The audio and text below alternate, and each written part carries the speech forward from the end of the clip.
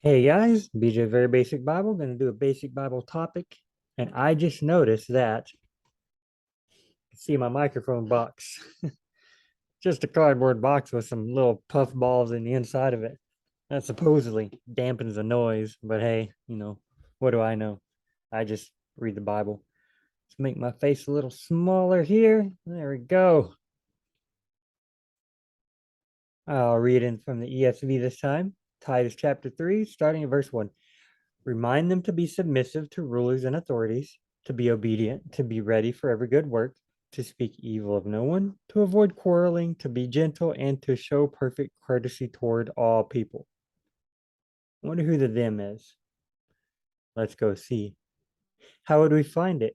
We go to Bible Gateway and type in the word them. Wait. In the ESV. English. Right there. English Standard Version. Search. Let's see. 4,437. I don't know about all that. Here's our where were we at, Titus? Titus. Only 5 times. The word them only 5 times. Man. I them is not a it's a what is the who is the them? Remind them like how would we know? Remind them. Um Titus probably knows who the them is. Paul is saying Paul wouldn't say remind them, and Titus is like, remind who? I don't know who them who them who. How would Titus know? Well, him and Paul have known each other before. They've seen each other before. They're friends, like my shadows back here. Woo. That's because cardboard box, crappy lights from Target.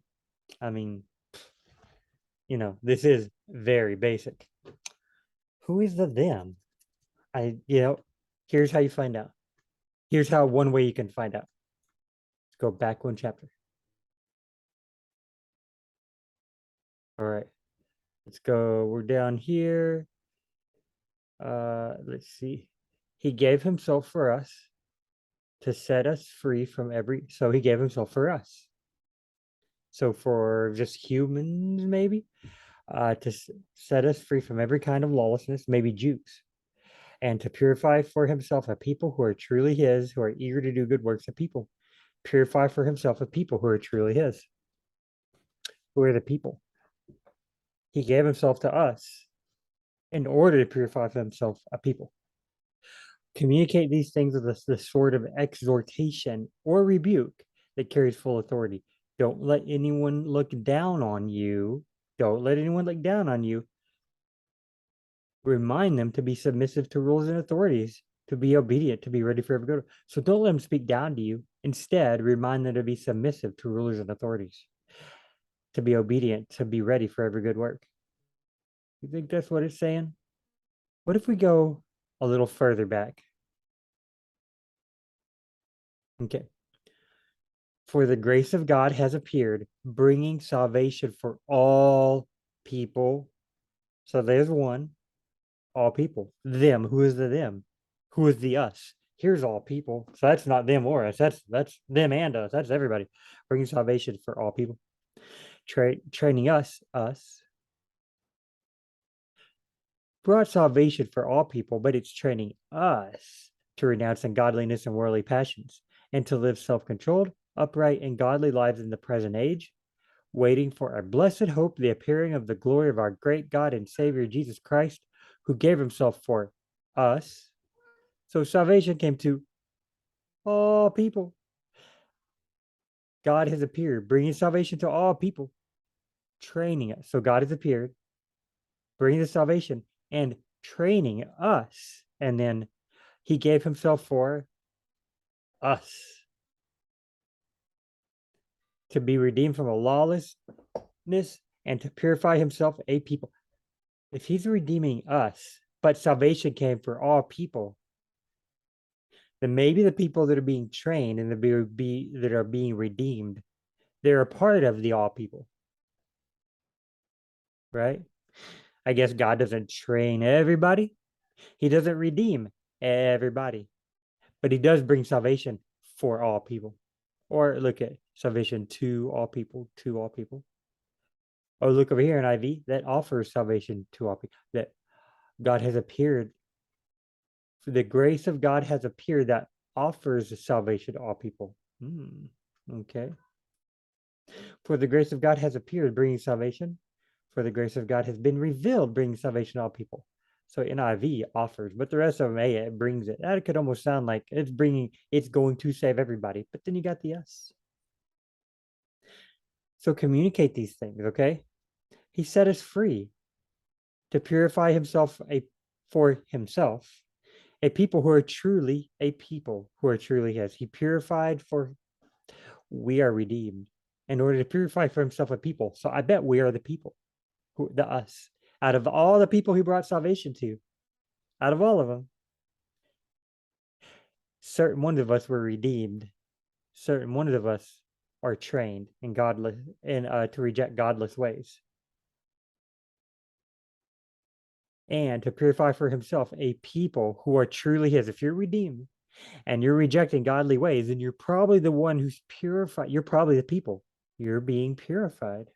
Yeah, redeemed, purified. Redeemed means he bought us back. Purified means we're dirty, now we're clean.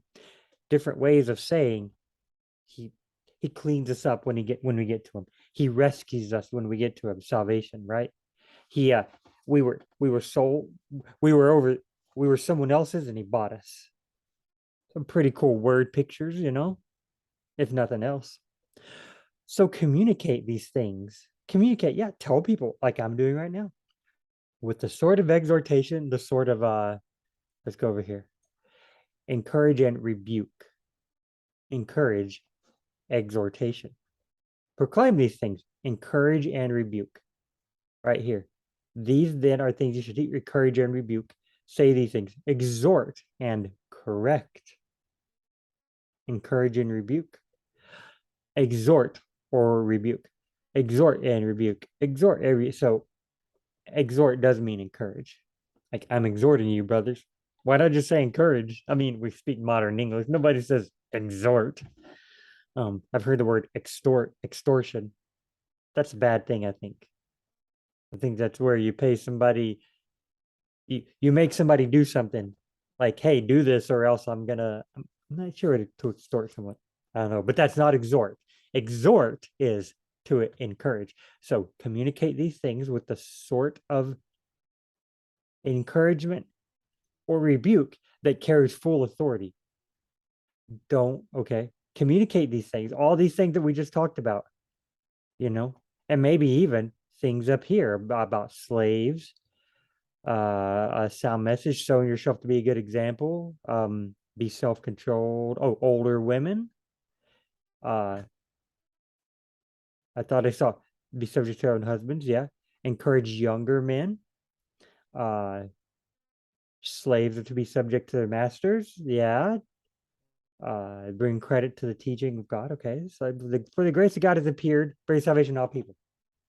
Slaves, masters, older women, younger men, everybody.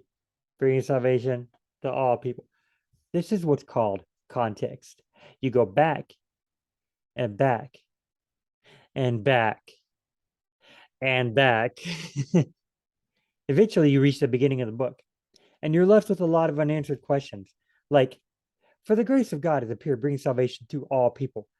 Does that necessarily mean to all people? Slaves, older men, younger women, all people? Not necessarily. He might not be referencing that. He might even be starting a new thing. But he did say for, F-O-R. For is like the reason why? Well, because the grace of God has appeared. That's kind of what the word for means. We would assume that. So maybe, see, we're trying to talk through it. And how to talk through it is we start and then we go back and then we go back and then we go back and then we go back. So I assume that up here, don't let anyone look down on you. Remind them to be subject to rulers and authorities, to be obedient. I assume that this now, the them, all people. God has brought salvation to all people. And hey, and he's saved and he's redeemed some of us. He's purified some of us. Remind them, either the all people or the them, the people. I gotta go to feed my cats.